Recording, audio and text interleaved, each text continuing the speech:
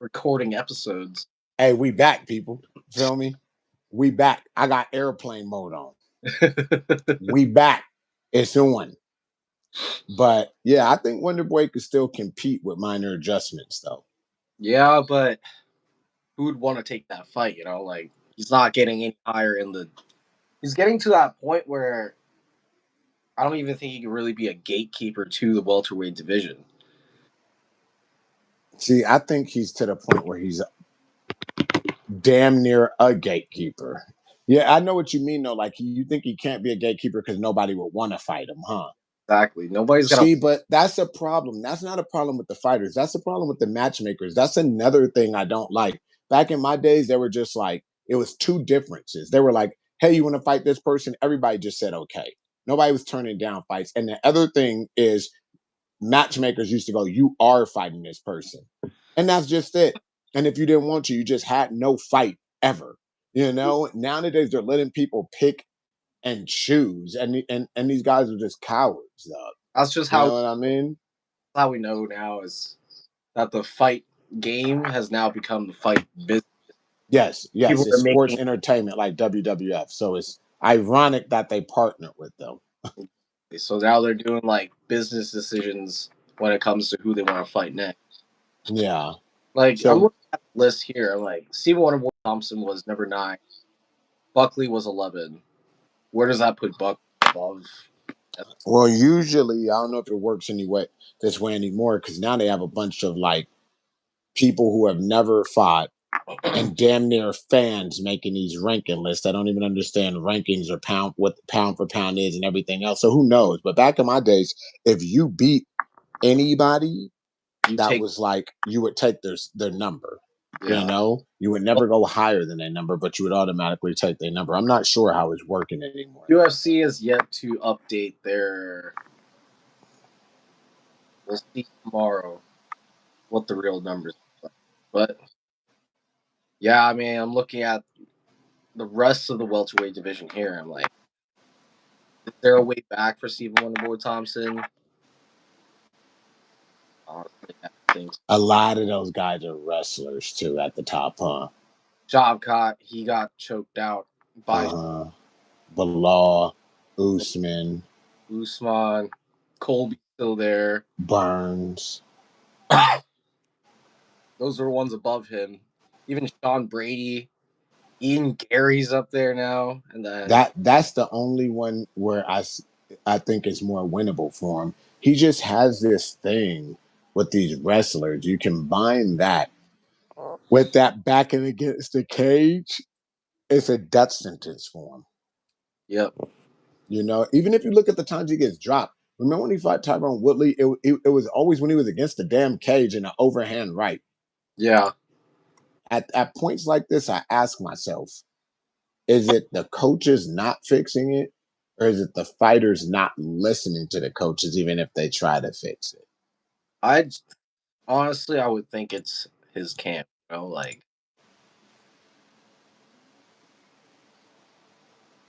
Wonder Boy's been doing this for 30 years of his life. Pretty sure he knows what he's doing. Like in terms of like listening to his coaches and stuff. But You'll be surprised. Sometimes the length that you've been doing something and your achievements make you not listen because yeah, then you become a know-it-all. So it yeah. could work. It could Also, work both ways. we're just seeing this in experience with him fighting against all these wrestlers. It's Yeah, just yeah. I agree with you in Wonder Boy's inability case, though. those situations. I mean, the coaches got to see that at this point. Yeah, because it's happening the exact same way, whether he gets caught with the punches or that. So it probably is the camp in this case. But what else is there? What's up with I gotta throw in there Kevin Holland a little bit.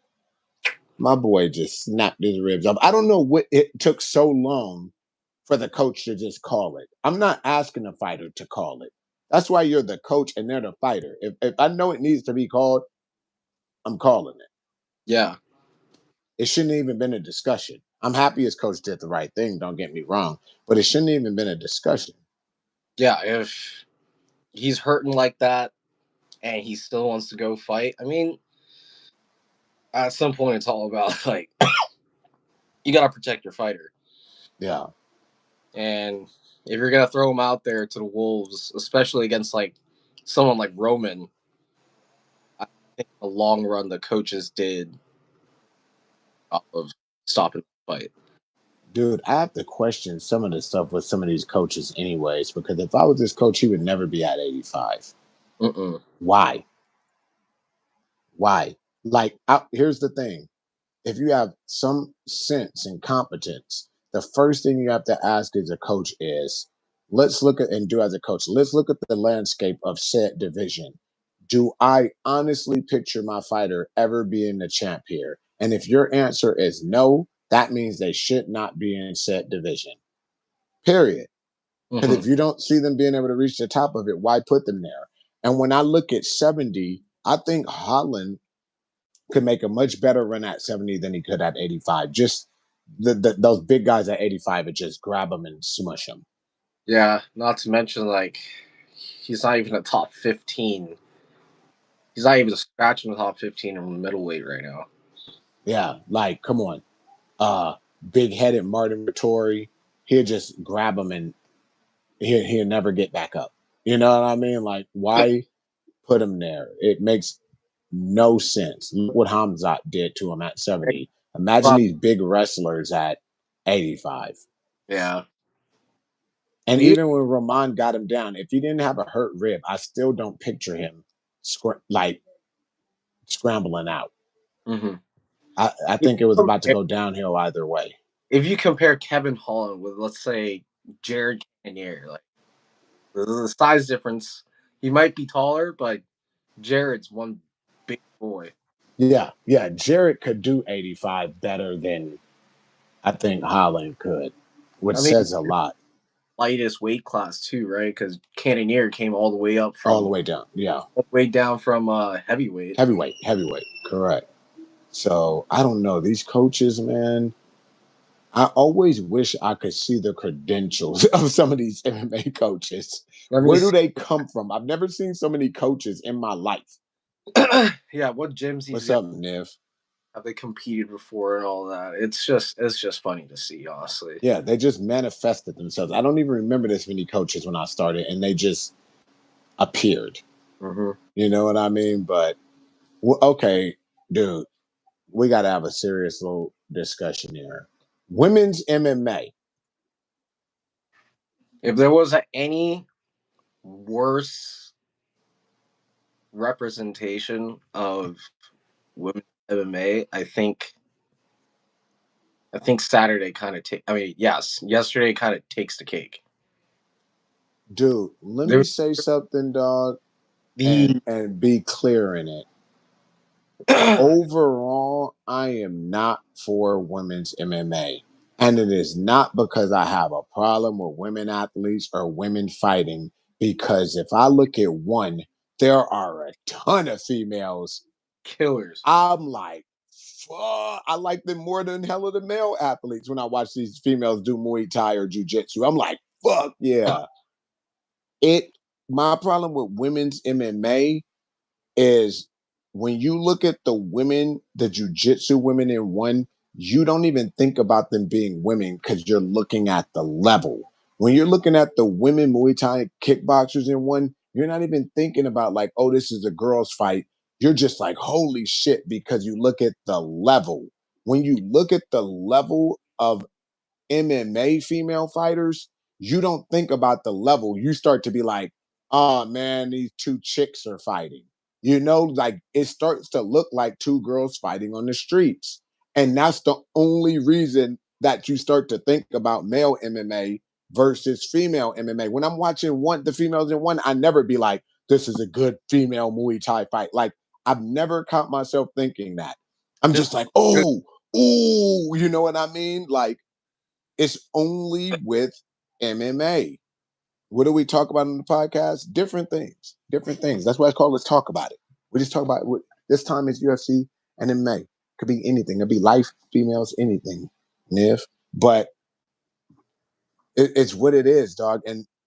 And I will tell you, there are certain females in MMA that don't make me feel that way, but they're too far and few in between, and a lot of them are gone. You know what I mean? They're just not here anymore.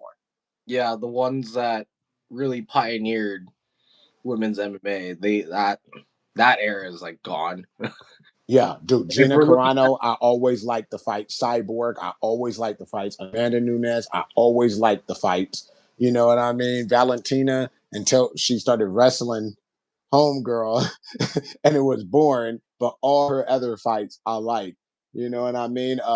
Johanna Jacek, I always liked. Sean Rose, I always liked. Yo Homegirl, what's her name? Wei Lee, Whaley, I like her, you know, but it's you can't take like 6, 7, 8 girls and then you base everything off of them, dude. Even Kayla, her fight was boring. yeah, Kayla's fight was with all the hype behind her, and she barely eked it out against where I mean, Caitlin Vieira, yeah, Caitlin Vieira is a number two. yeah, I thought she was gonna look like the way she did because if you watched her in PFL and stuff, she was fighting I'm girls who like it went the way you expect it to go.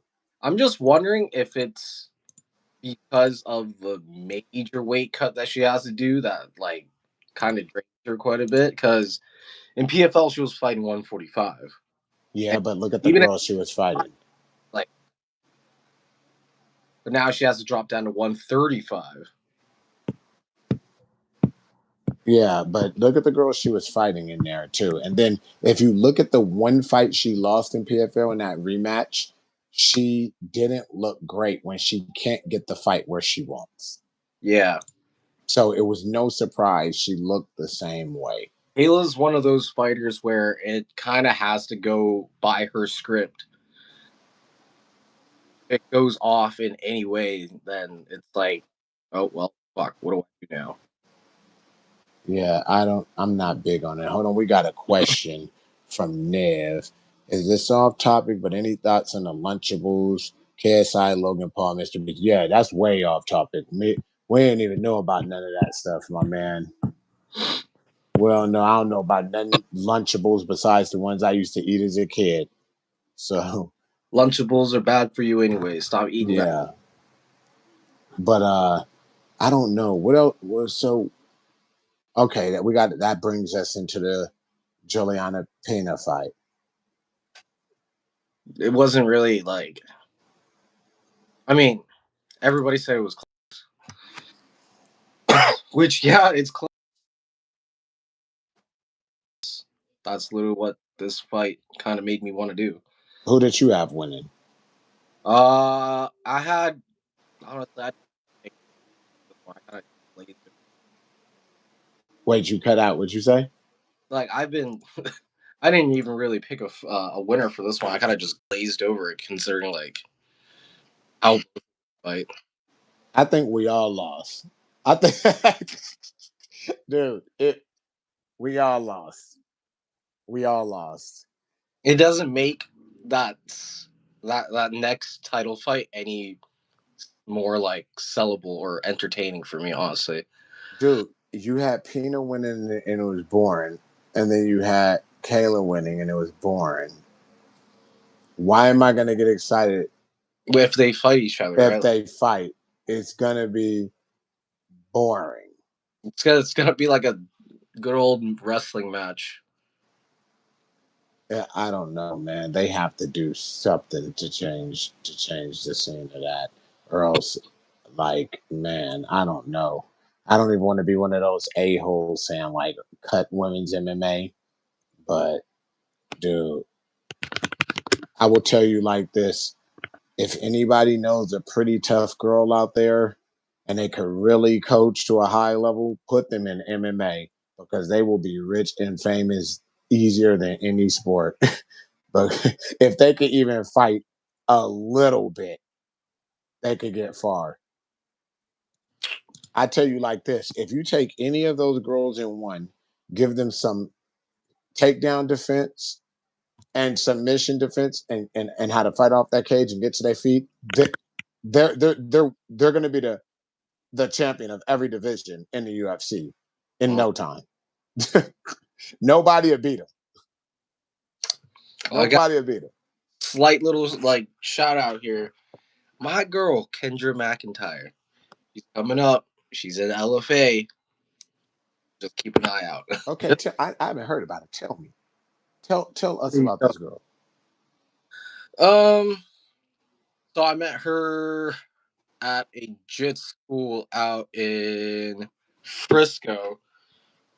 And at that point, she wasn't even really even thinking about MMA at that point. She's already been what 2, 3 time Muay Thai champion in her weight class. She's ranked number 1 in IKF and number 5 at USA Muay Thai in her weight class and her division.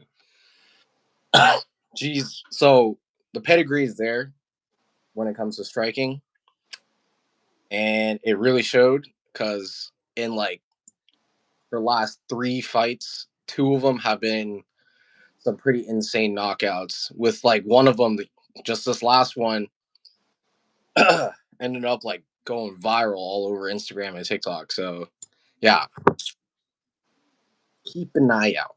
And she's going into MMA now. She is now 4-0 MMA. What count? She is fighting out of Colorado now. Hmm. So she's with Miranda Maverick's camp. I'm interested to see her. I gotta check that out. Yes, sir. Because I'm trying to see if some of these girls rate. I wish another person I could turn young again if I could is Miriam Nakamoto. She would knock out all these females. Mm-hmm. Shout out to Mo friend Miriam, but she would knock out all these females. That's the only girl I've ever sparred where I've got hit and felt like a dude hit me. We got That and back in the days, Team USA, a girl named Patty. You didn't even know you were sparring a girl. It was just like a grown dude hit you. You know, I mean, you were like, oh my God. And mm, you had to spar them like guys, you know? But hey, we were born a little too early. We were born a little too early. all What good. up? What up, Jose? We got to bring that talent into the gym to show these new guys how to get it done. I know. I know, man. I know. I don't know what be going on. I, Open. I was seeing that how Moicano fought with his shoulder, how Piera had all those sicknesses and fought, how Kurt Angle won the Olympics with a broke neck. And I'm sitting here like, dude, this dude be the top guy with a pop shoulder. This guy just fought one of the best strikers other than himself, being sick on antibiotics with like multiple injuries. A dude won the Olympic gold medal with a broke neck. I got to top 50 in the world with no coach and a broke neck. And then when I sit here as a coach and I think about guys be like, my pinky hurts, or I'm sore today from working out, I'm skipping training, or I can't fight everything. I'm like, dude, it is not the same no more. How could you ever beat anyone with that Moicano or Dominic Robinson or Potan or Miriam Nakamoto? I remember when Miriam had a bad old rib injury like before a fight and just went in fight. I remember when she won this kickboxing tournament when her shins were literally purple and she still had a match to go with one of the best in the world and she went and won it. Like, how can you ever beat someone like all this if Just you can't get to the gym because you sore or anything like that? Like, as a coach, it's very frustrating. And I'm wondering, like, I'm like, what made us the way we were compared to what's going on now? the And fight. The fight game is literally all about your mentality. Like, yeah, yeah, like you could be physically gifted and all that. Like you could be just some tall motherfucker with long ass arms and heavy ass hands. Train like the hardest trainer of all time. But it all comes down to what happens. It's not about, let me rephrase it this way. It's not about what happens in the first 2 minutes of a fight. It's how you feel in the last minute and a half in the final round. If you're still standing, you're still fighting, you're still there, and you are listening to whatever your coach is saying and getting it done, that's what separates a true fighter from like Yeah, it ain't about when you're on the beach in the sand. It's about when you're in that ocean. You exactly. feel me? It's about when you're in that ocean. That's it, dog. It's very strange, man. I don't know. I don't know. I be trying to solve it as a coach, and you always got to look. I'm like, am I coaching them wrong, or this or this, or what is it, or is it just this individual? Is it the way they were raised? I think it's like a myriad of factors. I think a lot of it is how we were raised too. Because when I was younger, it was like you can it was almost cruel. They didn't even allow space for any excuse or anything. You know what I mean? Like I don't feel like, and I'm sick. Oh, you stand up? Yeah, well then you're going. Like it Literally, was it was no excuse, no leeway for anything. So I think it just like it built the character, you know what I mean? And then if you choose to become a fighter with that kind of character, it goes. Nowadays you have this thing where like you've seen it even in the gym. Parents put their kids into martial arts. The kids are losing weight, doing good, this and this. Then the kids like, I I just want to play games all day. And the parents like, okay, I'll take you out the martial arts and let them stay home and be fat again, play games. We didn't have no choice when I was young. It was like, you're doing this, whatever this may be. And we didn't have a choice because we were the kids and the parents knew what was best for us. you So gotta I think you you got really to what? really want it. Yeah, I think a lot of this thing, yeah, it starts at home, and I think the parents are too much friends with people, and then these people don't build character or drive or determination or anything, and then when they end up saying they want to be a fighter, they just won't do the shit you got to do to be a fighter. You know what I mean? Like it's Isn't taught, it is built. You have to yes, do that yourself. yes, It really starts with your own mindset and if you have a vision. Like if you have a vision, go through with it, you should probably you that goes a long ways.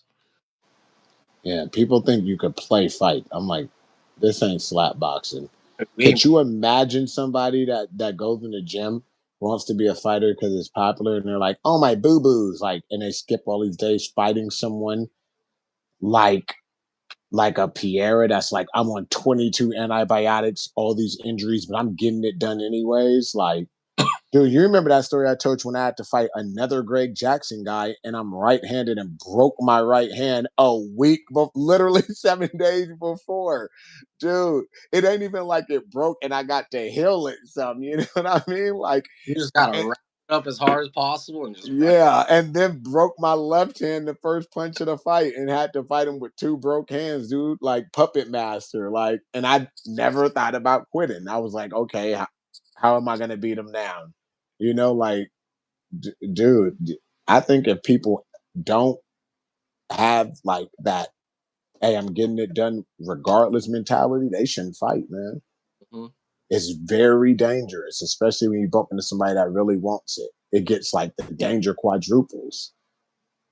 But speaking of danger, the ever dangerous Khalil Roundtree, what's up, dog? Oh man, he looked It so. played out how I thought though. Yeah. Well, how was that? How what were you gonna say about that? Here's since we didn't get to do the pre-fight and me show that I truly am Dom Rogan because of you. This is how I was telling Katie and Goon Mama because I've sparred Khalil many times. Shout out to Khalil, his brother, Coach John Wood. You know what I mean? I'm always grateful to John Wood because he fixed that riff with me and Joe Silva that went on for years. But uh I sparred him many times. And I remember the first time I sparred him, I was like, man, John Wood trying to add his black on black crime. This dude big. Like, and it's crazy. He was big then and wasn't as even he was big and buff, but like puffy buff. Now he's just big and rip since coming from Thailand. But he was always a big dude. And I was like, this dude's big. So I was like, okay, I know how fast I am. Like, cool, I just be fast. And when I was sparring him, it was like how fast he was to be that much bigger than me. And you know, I'm a fast dude. It didn't make sense. I felt like I was like fighting someone damn near close to my own size. And I was like, this is crazy. And the thing I noticed, the more times I sparred him, it wasn't even like the footwork per se of like being like evasive and everything. It was like it would be this kind of distance and then that kind of distance. Or like he would be here and not striking and then like pow and strike. And I was like, dude, when he decides to go, the speed is fast. And when he decides to move in, the speed is fast.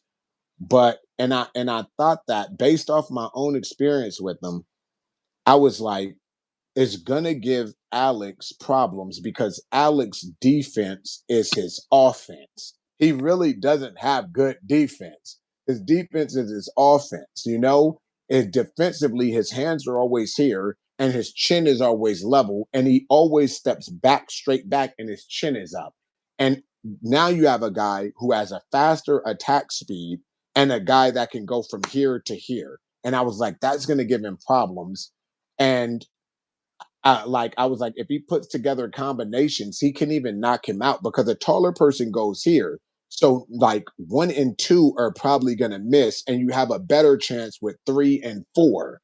And I was like, that's how he will knock out Alex. And when I was watching the fight play out, Khalil for a long time was getting better of the exchanges like I knew he would.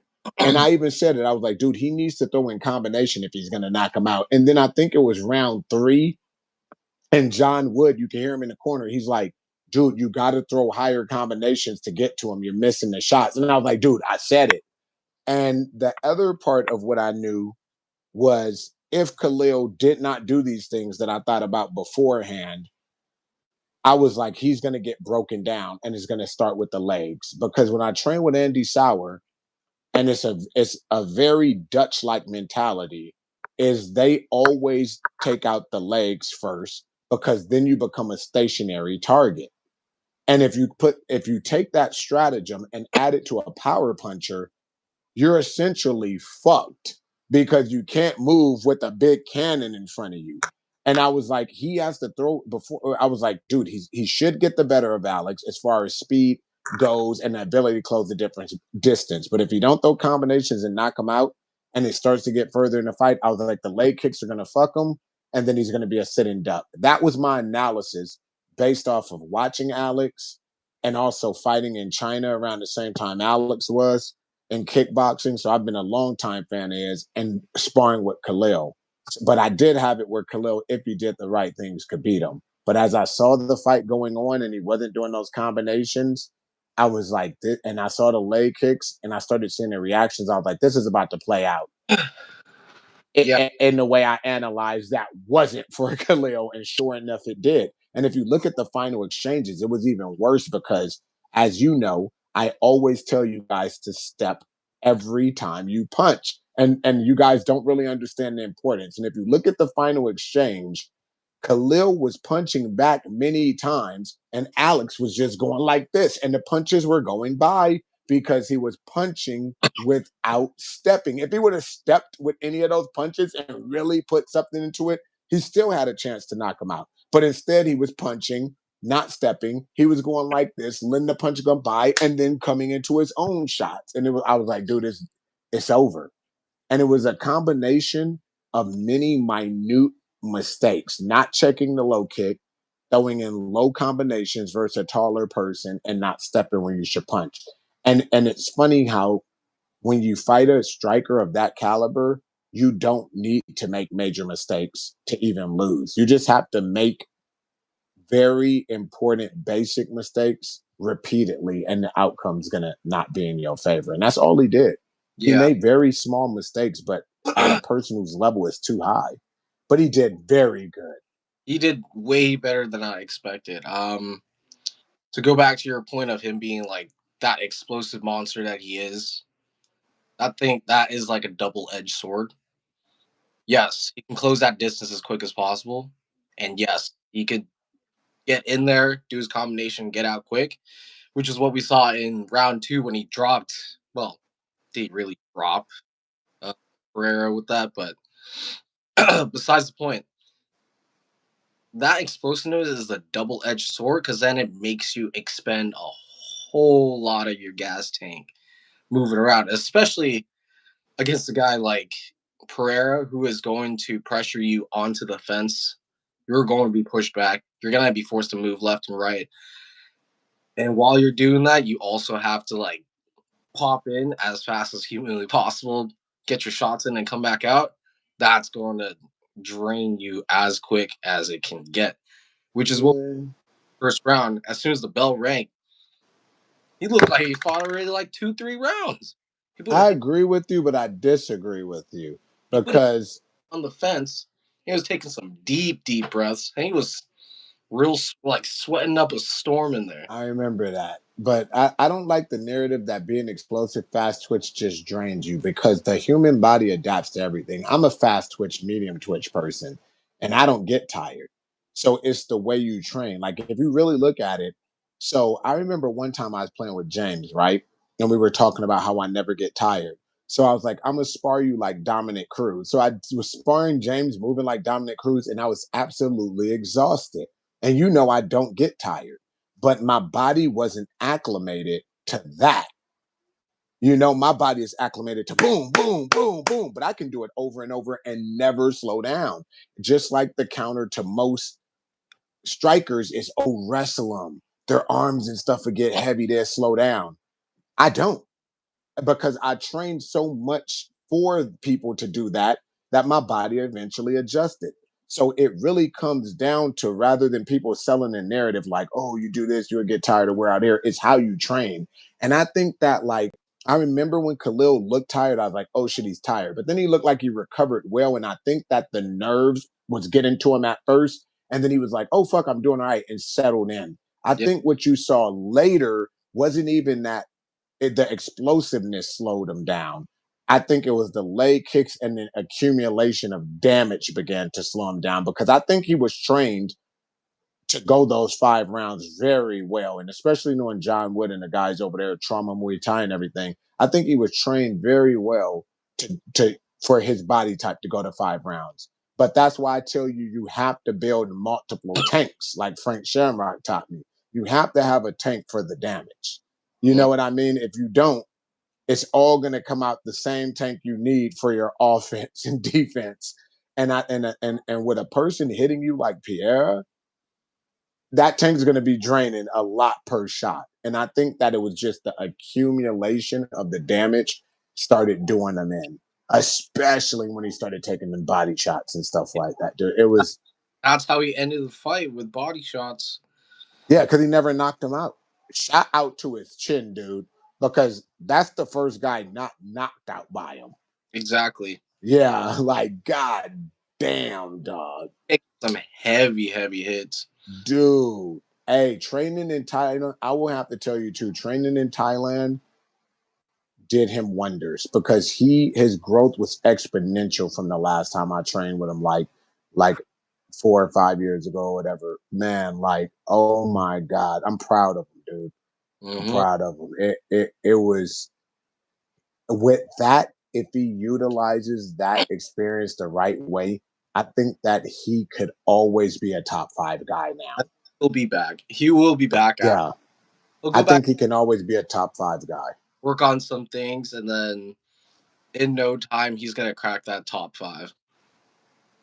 Yeah, because dude, it it was crazy. I mean, like, so at this point, what's next for just Jake said probably get Wait, you cut out for what? the so Alex said today that he was going to look at taking like a little bit of a break. He needs it. Exactly. He fought three Yeah, times. yeah. So what do you We think? got Ankalaev versus Rachik. I think the winner of that needs to sit around till the champ is ready to fight again, because he deserves it, and then they fight the champ. Man, knowing the UFC, I think they're gonna rush that and make the winner fight Jamal Hill or Possible. I think here's what I think. That's a good point. I think that he does deserve a break, Katie. I think if Ratchik wins and Alex is taking a break, he will probably fight Jamal Hill and the winner fights Pierre. I think if Ankalaev wins, they're gonna chill on it because Pierre himself wants that fight to prove that he can beat that guy. And they're exactly. gonna grant him that wish. That's what I think. Yeah. And Jamal Hill, dude, What a right when you think he can't get any more unlikable. dude! He used to be like when he first came into the scene, like pretty cool guy to watch. He was cool. His Instagram funny. Dude, he just turned to his saltiness is the level of DC when it comes to John Jones, which I thought was impossible, dog. And it's like not he's not even trying to play the villain role. He's literally playing like some kind of clown role right now. Dude, the Like how saltiest people got to be DC to Jones, McGregor to Habib, and Hill to Pierre. Like they're the three saltiest of all MMA. Colby to anybody in like the welterweight division is probably like on top of all that. No, because Kobe just talked shit, period. Like these guys are legitimately in real life salty, dog. Kobe is like it's an act. These guys are real. Like you ever see DC on this podcast, like for no reason, we'll start talking about John Jones, dude. Like, Because God oh my damn, dude, it's hands, crazy. I'm like, the show will be about like Mighty Mouse or something, like the whole opposite division. And he'll be like, yeah, but John Jones did this. Dude, he can't get over it, dog. man. But oh God. But that fight was good. That too bad that the rest of the card was bad. You know, is what it is. I What mean, we got? What we got next? What's the next UFC? oof, this is gonna be a good one. We're talking 308. 308. We have Ilya Topuria. Fuck. And Holloway. Okay, we saving that for the next one. We're just gonna that's gonna be our single topic. We're Mhm. doing single topics. Sometimes we doing that. But hey, we keeping these short. We keeping these good. Hold on. UFC may rush user and not give him much of a break because he's on the road. No, they gonna do whatever he want, Katie, because they respect him. He's the They best. respect him. Yep. But He we keeping these short. You know what I mean? Our next one, we gonna discuss, so we know ahead of time, and we already talked about it. We got to discuss Marab and Umar. That's gonna be next one. and the state of the freaking bantamweight division. We will talk about that. That's gonna be on the next episode of Let's Talk It Out. But what's up? Let them know where they can reach you. You'll reach me by coming to the gym. Shout out Open Mat Academy. Tracy. Yes, sir. Yes, sir. What the hell is your Instagram, fool? My Instagram is Sanderrick, SAN.DERRICK. And you already know Fallen Angel 510 and enter the Gooniverse. Like, subscribe, comment, turn on notifications, follow, all that. Patreon.com/ Project One for All. We help homeless animals, homeless people. You already know, like I say in every video, Sansom Dental in San Francisco. If you show your membership there, you get a discount. We even treat homeless people for free there occasionally. You know what I mean? We do it all. You know what I mean? Open Mat Academy, Tracy, California, Goon Squad MMA. Come through if you really bout it. Hashtag Let's Talk About It podcast. And we are out. One more thing. One more thing. What's up? What's up? What's up? Big news coming soon from Goon Squad MMA. Stay tuned. Oh, Stay. yes, sir. Yes, sir. Follow the page, Goon Squad MMA on Instagram. We out.